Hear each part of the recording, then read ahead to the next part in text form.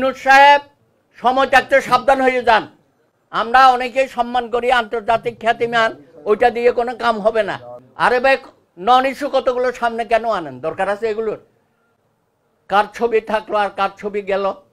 মাহফুজ সাহেব যে হাইকোর্ট আদেশ দিল ঘরে ঘরে বঙ্গবন্ধুর ছবি তুলতে হবে, সে হাইকোর্টে এখন বঙ্গবন্ধুর ছবি নাই। এই যে ছবি টাঙানো, আপনারা এটাকে হাইকোর্টে নিয়ে গেছেন। মানে বিগত সরকার হাইকোর্ট থেকে রায় দিল প্রত্যেক ঘরে ঘরে বঙ্গবন্ধুর ছবি তুলতে হবে, অফিস আদালতে তুলতে হবে, ব্যবসা প্রতিষ্ঠানে তুলতে হবে। তুলছেন না? তারপরে কি হইল?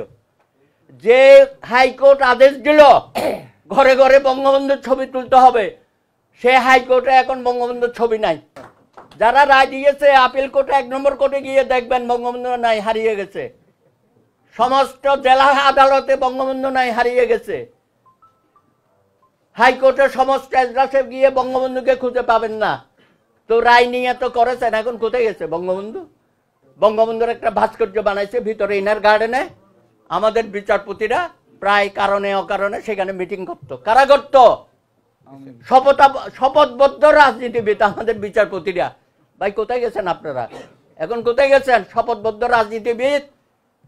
আমরা যখন এটার বিরোধিতা করলাম, আমাদের বিরুদ্ধে কন্টেম্প মামলা করে দিল সমস্ত আইনজীবী নেতাদের বিরুদ্ধে। এখন তো সব পালিয়ে গেছে। এবং সেই বঙ্গবন্ধুর এটা ভাস্কর্যটা কালো কাপড় দিয়ে ঢাকিয়ে রেখেছে। লজ্জা করে না? আপনারা কি একটু দেখে আসেন ঘটনাগুলো। আর একটা দেখেন, হাইকোর্ট থেকে রায় দিয়েছে জয় বাংলা স্লোগান, জয় বাংলা জয় বঙ্গবন্ধু ম্যান্ডেটরি করে দিছিল না?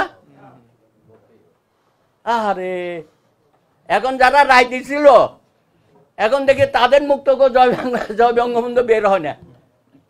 আমাদের জজ সাহেবরা যা করেছে গত 15 বছরে, মানে কোন বক্তৃতায় আপনি যদি না বলেন তাহলে আপনি রাষ্ট্রদ্রোহী।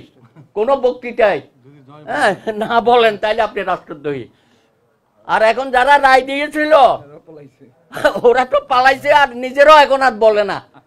সুতরাং ইতিহাস কাউকে ক্ষমা করে না। ইউনূস সাহেব সময় থাকতে সাবধান হয়ে যান। আমরা অনেকেই সম্মান করি, আন্তর্জাতিক খ্যাতিমান, ওইটা দিয়ে কোনো কাম হবে না। দেশের মানুষের মুখে যদি আপনি হাসি ফোটাতে না পারেন, তাদের অধিকার, তাদেরকে যদি বঞ্চিত করেন, এই যে ভোটাধিকার নষ্ট করেছে হাসিনা, সেটা খুব দ্রুততম সময়ে জনগণের ভোটে নির্বাচিত প্রতিনিধিদের হাতে ক্ষমতা হস্তান্তর করেন।